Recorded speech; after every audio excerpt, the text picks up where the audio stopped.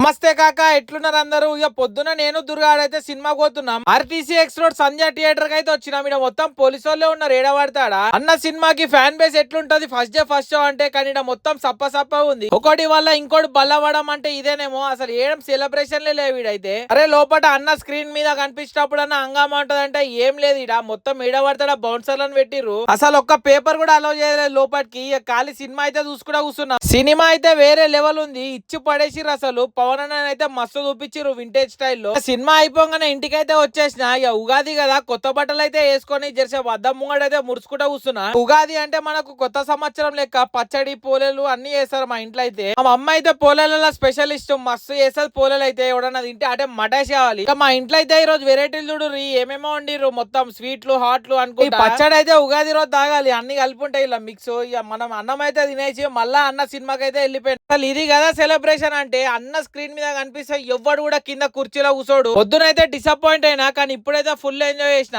ఒక్కొక్క డైలాగ్ అయితే వేరే ఉండే. అక్కడ నుంచి ఇంటికైతే వచ్చేసి మంచిగా అయితే ఫ్రెష్ అయ్యి గుడికి అయితే పోతున్నా. గుడిలో చూడండి చిన్న పాప ఎంత మంచిగా జపం చేసుకుంటా శివాలయం ముందు అయితే కూర్చుంది. ఈ సంవత్సరం కూడా మన దరిద్రాన్ని దరిదాపుల్లో రానియకుండా చూడని చెప్పి దేవుని అయితే మొక్కిన.